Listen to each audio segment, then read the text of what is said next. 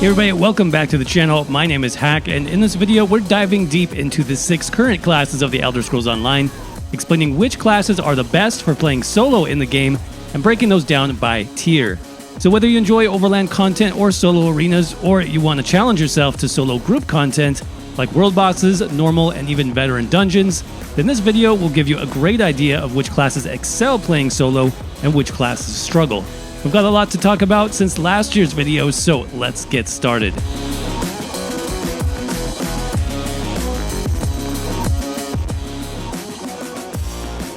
My rules for this list are pretty simple. Number 1, no mythic items. Mythic items, particularly the Pale Order Ring, provide enough healing for any class to instantly land in the A tier regardless of the build. For this video, I want to focus entirely on class strengths and weaknesses, which those mythic items tend to overshadow. Without those powerful items, we can take a truly unbiased look at each class and see how they compare to each other. Rule number 2 for this video is that I'll be considering each of ESO's 6 current classes as a whole, not breaking them up further into stamina or magicka-focused subclasses.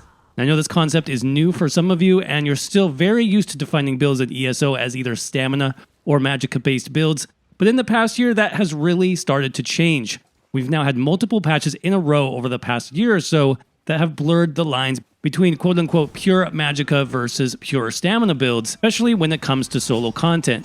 In my opinion, it's no longer best to focus on just one resource for your build.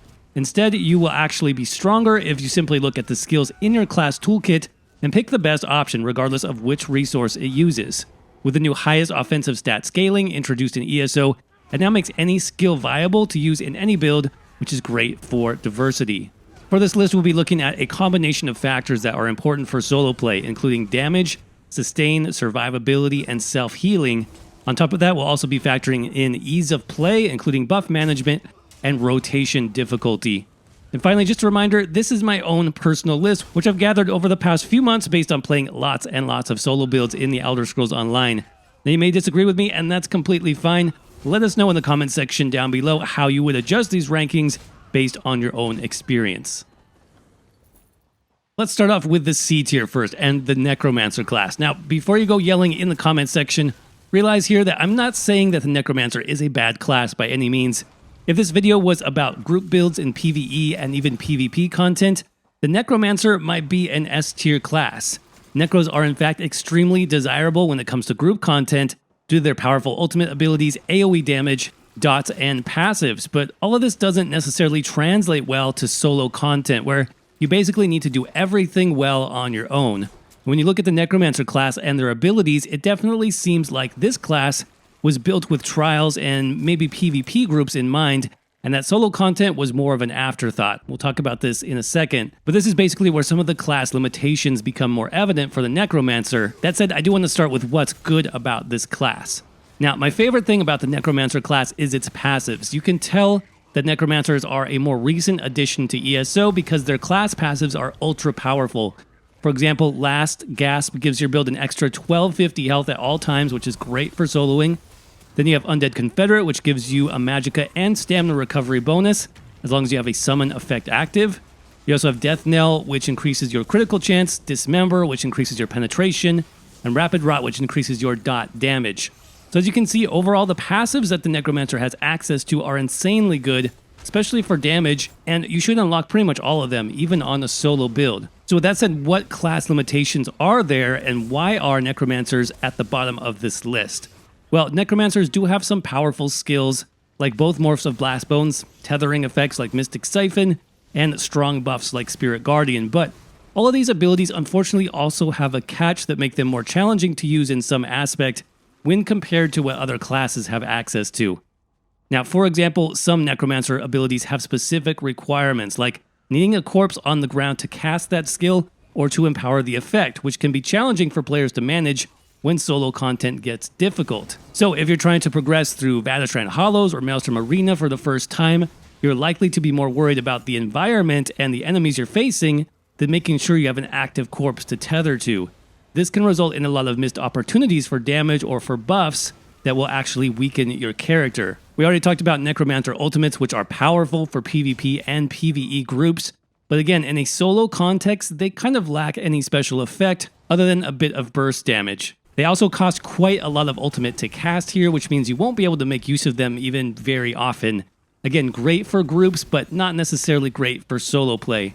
And finally, skill rotations on the Necromancer, while powerful once mastered, also feel extremely clunky on this class because of the 3-second timer on Blast Bones and relatively short durations on other important skills, like Spirit Guardian, the Bone Armor effect, Mystic Siphon, and Boneyard. Of course, if you practice, if you use buff trackers, and you're great at bar swapping, then yes, you can make a Necromancer work and succeed in solo play, but the class is not easy in that regard, especially for beginners, and when you compare Necromancers to some of the other classes on this list, which we'll see soon, which can be easily played with one skill bar at times, or even just a few abilities.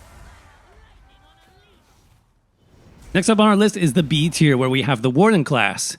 Wardens are in a slightly better place, in my opinion, than Necromancers, having received some powerful buffs in recent patches, but they are still lacking in some important basic areas that keeps them out of the higher tiers.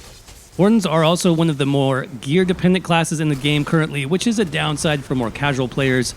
Still, if you like using animal companions or nature-based abilities, and you don't mind taking the time to learn the class and gear it out fully, then you can still be successful in solo content. First, what's good about the Warden? Well, Wardens do have great healing over time and passive healing effects, which is very important for soloing. Skills like Green Lotus and Lotus Blossom recently got buffed, with longer durations and improved healing anytime you light or heavy attack on your Warden.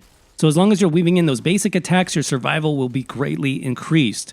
Of course, that doesn't help if you are stunned, knocked down, feared, and so on, so I usually like running a bit higher health on my Warden just for emergencies. Wardens can also have much simpler rotations when compared to Necromancers, especially when using Subterranean Assault, as this skill morph recasts itself once after its initial cast, making it easier to put together a simple rotation. Finally, Wardens have great self-buffs like Bull Netch or Betty Netch for damage, as well as Ice Fortress for armor and minor protection. Now, what about limitations? Well, Wardens have a similar issue with ultimates, in my opinion, that Necromancers do. Ultimates like Permafrost and Healing Thicket are generally better suited for group content, especially PvP, and the real ultimate you might consider for solo PvE, the Bear Pet, requires double barring, so you have to use this on the front bar and the back bar at the same time, otherwise you lose the pet. This does end up taking away one possible ultimate for your build, and the bear's targeting against bosses does tend to mess up in larger fights. Now, Wardens seem somewhat better when you introduce more weapon skills into the mix, such as two-handed, dual-wield bow, and of course Destruction Staff. And I don't know if this is a downside necessarily, but it's something to consider. Also, like I mentioned, Wardens are quite a bit more gear-dependent for sustain and damage. For example, Wardens do have some ice skills in their toolkit, but they don't hit that hard at face value without the proper gear to buff them, like the Frostbite set, for example, or the Master's Destruction Staff. In summary, I would say the Warden can succeed in solo content if you're willing to put in the time and effort to properly gear them up, and you don't mind focusing more on weapon skills than class skills for some specific builds.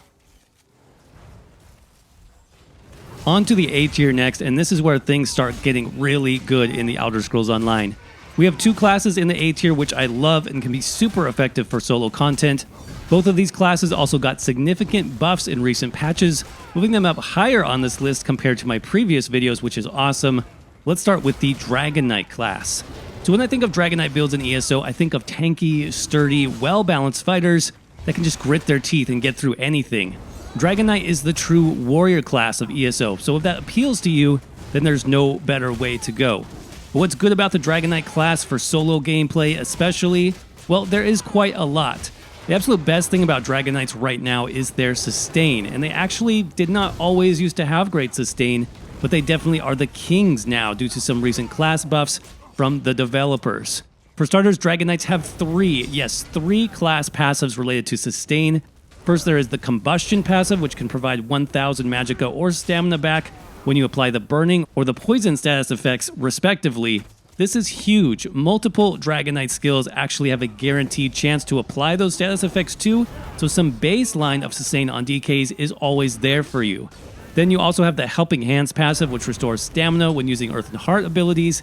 And finally, the mother of all sustained passives in the game, Battle Roar, which restores all of your resources based on your ultimate's cost. Totally insane and amazing for solo content. And speaking of ultimates, Dragon Knights do have amazing options here as well. Standard of Might is one of the best stationary ultimates in the game as it deals damage, while also increasing your damage done and decreasing your damage taken. Again, perfect for solo content. The Corrosive Armor ultimate can reduce your incoming damage to almost nothing, which is great for learning arena mechanics, and both morphs of the Leap ultimate are great for quick bursts of damage, though I typically use Ferocious Leap for the huge damage shield it provides. Dragonites can also apply powerful dots and AoEs, and many of these effects actually heal them back at the same time. For example, the Burning Embers morph can be used by any DK build now for great healing over time, while Cauterize and Coagulating Blood can provide great burst heals. Again, this works equally well on Magicka and Stamina builds due to the highest offensive stat scaling that was recently introduced into the game. Now, the change to Burning Embers alone, changing it from a burst heal to a strong healing over time effect, is a huge upgrade for Dragonites, and it really benefits them from a solo perspective, bringing them up higher on this list. So, what's bad about the Dragonite? Well, for one thing, DK passives other than those that we already mentioned for Sustain can be a bit lackluster. These include effects like automatic snares applied to enemies, increased health recovery, increased block mitigation, which are okay but not particularly impressive, especially when you look at other class passives which tend to be better. Other classes get things like critical chance, increased offensive penetration, damage done, critical damage done, and so much more.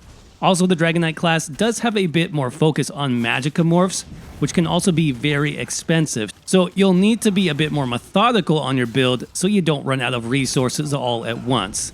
But play the Dragonite slower, use all of your dots and those heal over time effects to your advantage, and the DK is nearly unstoppable. Next up in the A tier, the first class I ever played in ESO, the Nightblade. Nightblades can be extremely powerful in solo content with just a few drawbacks, still keeping this class out of the S tier in my opinion.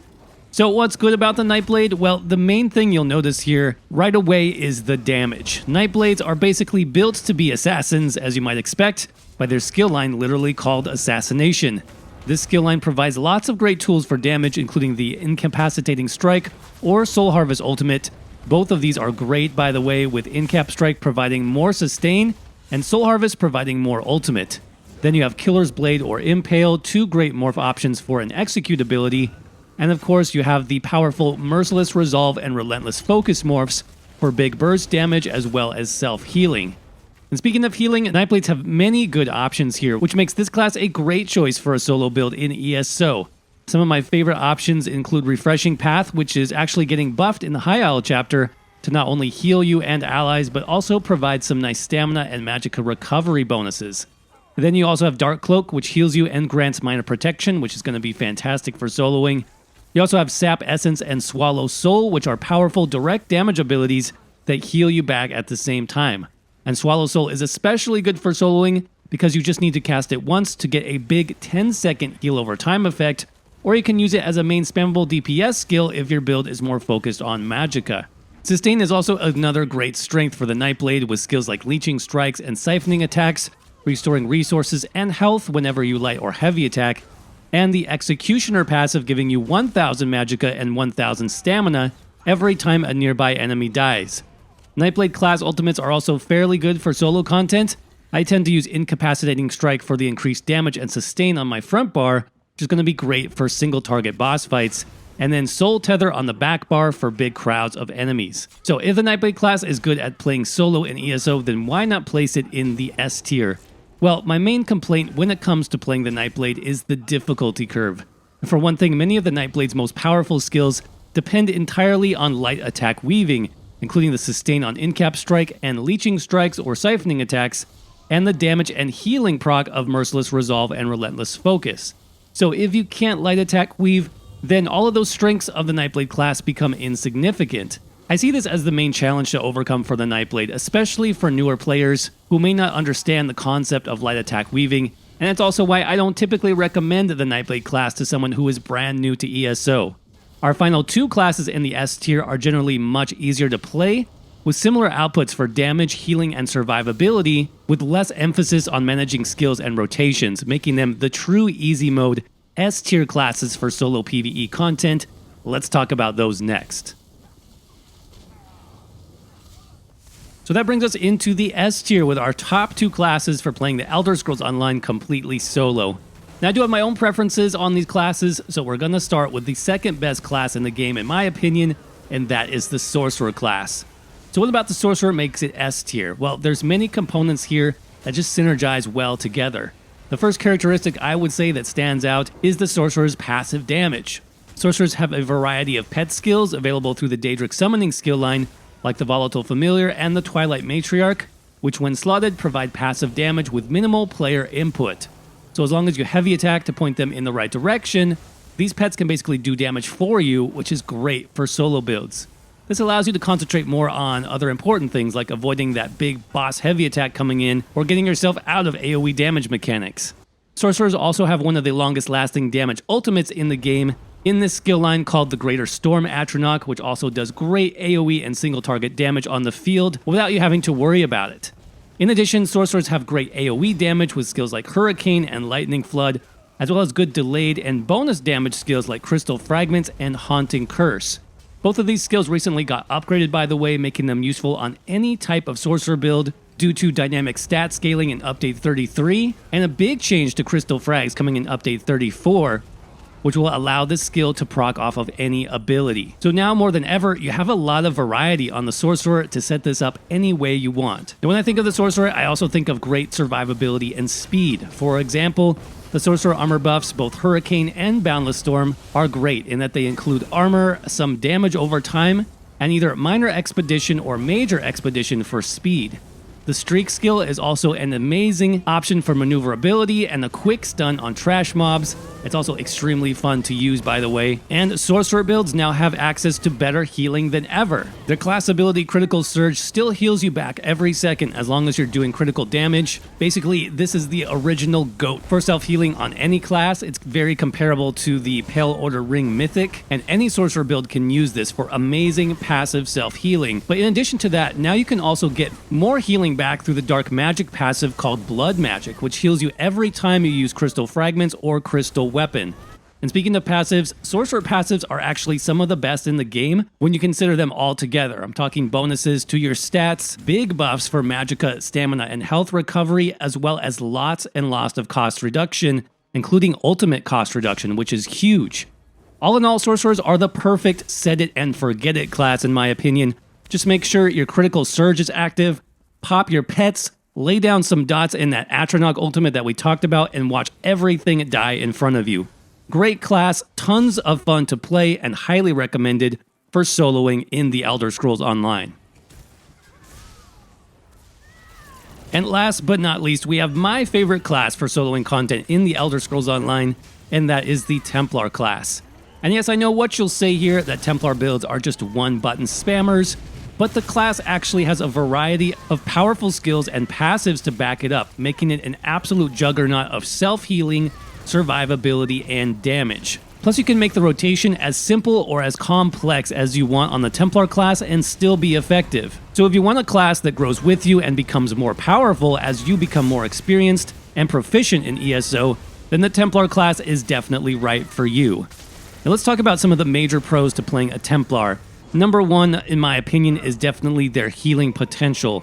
Most ESO players are familiar with the Templar's Puncturing Sweep ability, which does AoE damage in front of you while also healing you back for a percentage of the damage done. This is definitely currently the best spammable DPS skill in the game by far, especially for playing solo due to that extra healing effect. But that's not the only passive healing Templars have access to, actually far from it. In fact, you can also build a Stamina Templar without sweeps and still have comparable healing if you make use of the other passive healing skills in the Templar's toolkit. Talking about skills like Purifying Light, Extended Ritual, and Channeled Focus or Rune Focus, all of these also provide powerful heal over time effects in the area where they are cast. Meaning if you just stand inside of these runes, you basically become unkillable for their duration. Templars even have a healing execute ability in the Radiant Glory Morph, which is another fantastic option for solo builds. In terms of survivability, Templars have on-demand minor protection when using any Aedric Spear ability, as well as a long-lasting source of major maim to debuff those powerful bosses when using the Solar Disturbance ultimate. The Templars also have fantastic damage, especially when using either Biting Jabs or Puncturing Sweep, as this procs the Burning Light passive, resulting in even more damage on top of that. Of course, you can combine this with powerful dots like Vampire's Bane for single target fights, or Solar Barrage for AoE situations. And yes, because most Templar skills that do damage also heal you back, you can easily create a 1-bar or even a 1-button Templar build that actually can solo content effectively. All in all, the Templar class is just really well rounded. It has all the tools you need if you want to play solo in the Elder Scrolls Online, which again makes it our top tier solo build for this year. And if you'd like to see some powerful solo Templar builds, or great solo builds for that matter, for any class, make sure to check out our solo builds playlist or our build section of the website over at hacktheminotaur.com. Links for those will be down in the description. If you'd like to support the channel further, we also have a channel membership here on YouTube where you can access even more unique and powerful solo builds, like our easy 10,000 plus weapon damage build, the Barbarian, that completely shreds enemies and can also be played on any class in the game. So if that sounds interesting to you, just click on that join button down below for more information. And as always, thank you all so much for watching. Hope you're doing well, stay safe out there, and I will see you around in the next video.